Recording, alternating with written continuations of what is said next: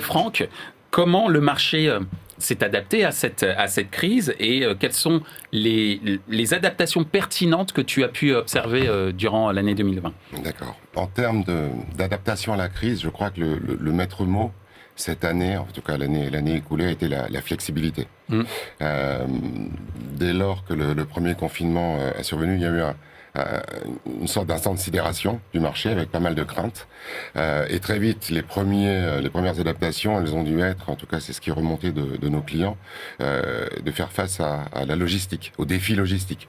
Ça a été un des premiers points, puisque aux alentours de mars-avril, on a eu peur qu'il y ait une implosion de tous les circuits logistiques. La deuxième adaptabilité, ça a été le mix marketing, avec le fait de privilégier les canaux à fort retour sur investissement. Et Awin, au travers de ses clients, a montré à la fois sa résilience et sa capacité de délivrer et de monter en charge. Il y a eu également probablement générée par la crise, une réponse à donner à une sorte de nouveau consommateur, en recherche de sens, de responsabilité sociale, environnementale, de nouvelles façons d'acheter, de privilégier les circuits courts. Et ça aussi a été extrêmement prégnant tout au long de l'année. Je suppose que tu y feras référence un peu plus tard. Après, les adaptations pertinentes qu'on a pu constater sur l'ensemble du network Awin et de ses clients, c'est plus de services aux clients. Livraison 24 heures, frais de port et retour gratuits, emploi de coursiers, créneaux de livraison raccourcis à la demande. Et donc, en fait, ce qui est revenu en force, c'est une vision et une approche beaucoup plus client-centric. Remettre le client au cœur des dispositifs, y compris dans la manière de l'adresser, avec l'émergence, ou en tout cas le fait d'avoir conforté l'influence marketing et le développement significatif du content to commerce.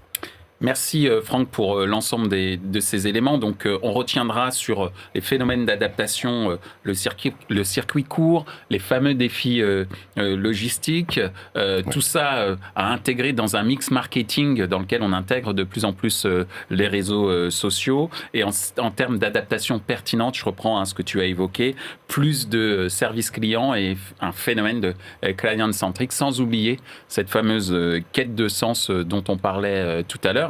Merci Franck. Alors Jérémy, comment de ton côté chez Ambiance Sticker, tu as, concrétisé ces différentes adaptations. Comment, déjà, avant de parler de tes propres adaptations, toi en tant qu'observateur du secteur e-commerce, comment le marché d'abord s'est adapté de ton point de vue, et deux, quelles sont les adaptations pertinentes que tu as pu observer et quelles sont les adaptations que toi tu as pu opérer.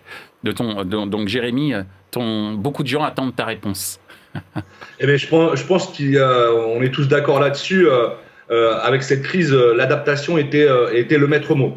Alors en mars, il a fallu s'adapter chaque jour en suivant les directives du gouvernement pour gérer les effectifs, marketing, production, logistique, gérer les budgets et la diffusion en fonction des messages d'alerte. Il fallait vraiment se tenir au courant de toute information. Le premier confinement a été un exercice nouveau avec beaucoup de questions. Avec ma direction, parfois on marchait dans l'inconnu. Mais au final, Ambiance Sticker a eu de très très bons résultats. Ensuite, il a fallu rester très observateur d'une saison e-commerce nouvelle. Les acteurs qui ont su rester présents pendant cette crise, qui avaient un site optimal, une offre qui répondait aux attentes et surtout un service client au top, ceux-là, ils ont pu se démarquer et connaître des croissances importantes.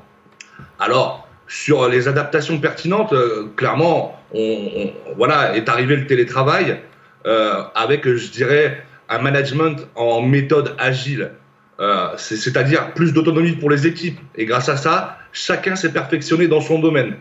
En termes de management, de nouveaux types d'échanges ont dû être mis en place. Il était aussi nécessaire de repositionner l'humain au cœur de nos métiers. Et le télétravail a aussi permis d'avoir du recul sur les sujets de fond de l'activité. Pour Ambiance Sticker, par exemple, nous avons mis en production notre nouveau site en septembre Alors, ça avait été réfléchi justement au moment du premier confinement et on a mis en production notre nouveau site plus ergonomique, plus déco, plus fonctionnel. On le sait tous, le but de chaque e-commerçant est d'offrir une expérience utilisateur optimale. Et c'est ce qu'on a essayé de faire avec notre nouveau site pour Ambiance Sticker. Et aussi, c'est vrai, il y a eu beaucoup plus d'échanges grâce au télétravail. Les échanges ont été plus poussés avec les divers acteurs du e-commerce, ce qui a permis de comprendre mieux le travail de chacun et surtout en tirer des bénéfices pour faire évoluer l'activité dans ce temps de crise. Merci Jérémy. Ce que je retiens, c'est une expérience client optimisée en ayant un site web optimal, c'est-à-dire qu'effectivement il faut s'adapter, mais encore faut-il avoir les outils qui permettent justement d'être le mieux répondant possible, je ne sais pas si c'est français, mais en tout cas répondre du mieux possible aux attentes des clients. Je remarque également que tu insistes beaucoup sur le télétravail et le management au sein des équipes, et c'est clé parce que ça veut dire, on s'est rendu compte également qu'il y avait eu une plus grande productivité de la part des équipes, et que cette productivité elle devait également s'accompagner d'une quête de sens, c'est-à-dire ok, je veux bien produire plus, mais encore faut-il que je sache pourquoi.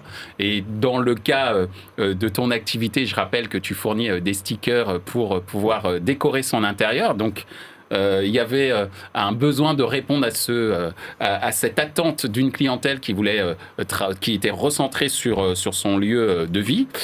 Et je retiens également la notion de solidarité entre les commerçants qui se sont effectivement regroupés, ou en tout cas qui ont beaucoup communiqué pour trouver ensemble des solutions afin de s'adapter au mieux à la crise et que cette adaptation soit la plus pertinente. Donc merci Jérémy.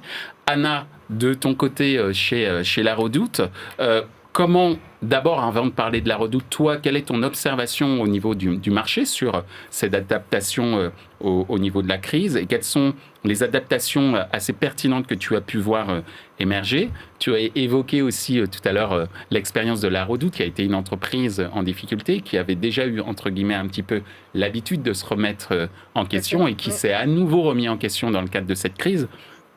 Raconte-nous tout ça, mais avant de nous raconter tout ça, d'abord, comment le marché s'est adapté à la crise de ton point de vue, et ensuite, quelles sont les meilleures adaptations que tu as pu observer? Je pense qu'effectivement, le marché s'est adapté en fonction des nouveaux besoins. Les clients avaient, enfin les clients, ou en tout cas les Français avaient un nouveau mode de fonctionnement, avec notamment le télétravail, le fait de rester beaucoup plus chez soi.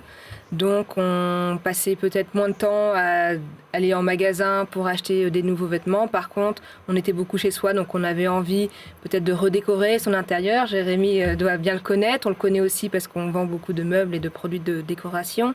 Ça a été aussi le fait de faire soi-même. Donc on faisait son pain soi-même. Donc on avait besoin de machines à pain et d'autres produits électroménagers. Et voilà, et donc le e-commerce derrière a dû s'adapter aussi à tous ces changements et ces nouveaux besoins. À La Redoute, encore une fois, cette adaptabilité elle a été constante. On parlait aussi du télétravail. Encore une fois, c'est quelque chose, nous on partait de loin, en toute transparence, ça venait à peine de se mettre en place, et là en 48 heures on a dû s'adapter, on a dû le mettre en place, mais parmi presque les 2000 collaborateurs, tout le monde n'a pas pu être en télétravail non plus, parce qu'on a toute la plateforme logistique, nos prestataires qui vont livrer, et il y a eu bien sûr des fortes demandes. Donc là ça a aussi dû une adaptabilité d'un point de vue protection sanitaire. On a dû revoir l'ensemble de la sécurité dans les entrepôts pour s'assurer de la protection de nos employés, de nos prestataires et des clients, in fine. Et après, ce qu'on constate aussi dans ce sujet d'adaptabilité, c'est que finalement, la réussite vient aussi de cette adaptation à ces tendances de marché. Et ce qu'on a constaté à La Redoute, c'est que finalement, c'était des directives qu'on avait déjà prises, sur lesquelles on avait déjà des directives fortes et presque une longueur d'avance. On parlait du mix marketing, bien sûr que les réseaux sociaux, l'influence sont des choses sur lesquelles on était déjà très présents.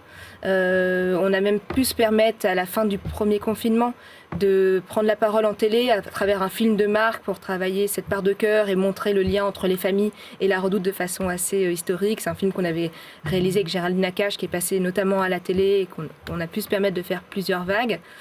Après, donc voilà, là c'est sur la partie mix marketing. Une des avancées aussi qu'on avait à la Redoute, c'est la marketplace. Finalement, on a vu que d'un point de vue distribution, c'était compliqué. La marketplace a été un très bon compensateur puisque on n'avait pas de stock porté. Donc on a pu aussi profiter de la distribution, mais aussi profiter de la complémentarité des produits. On parlait des gens qui avaient besoin de s'équiper chez eux, typiquement une partie d'électroménager, de l'high-tech. La marketplace le proposait, là où on ne l'avait peut-être pas nous en stock porté à travers nos marques internes. Un autre axe sur lequel on était déjà présent et qui a été fortement accéléré par cette période, c'est l'international. La Redoute est présent à travers l'international, à plus de 6 filiales à l'international qui ont particulièrement bien performé. Donc c'était aussi un axe de croissance sur lequel on a beaucoup capitalisé. Et après, plus récemment, la Redoute a lancé récemment une plateforme de C2C qui s'appelle La Reboucle. Et ça aussi, ça fait partie des tendances qu'on a vues finalement, une plus grande conscience des personnes d'un point de vue écologique, un rôle sur le panier moyen aussi des Français. Et donc, voilà, continuer à pouvoir développer des services qui répondent à ces besoins et qui s'adaptent à l'évolution du marché. Donc, effectivement, voilà, je pense que la clé aussi, c'est, dans cette adaptabilité, c'est de capitaliser sur les forces qui sont déjà présentes.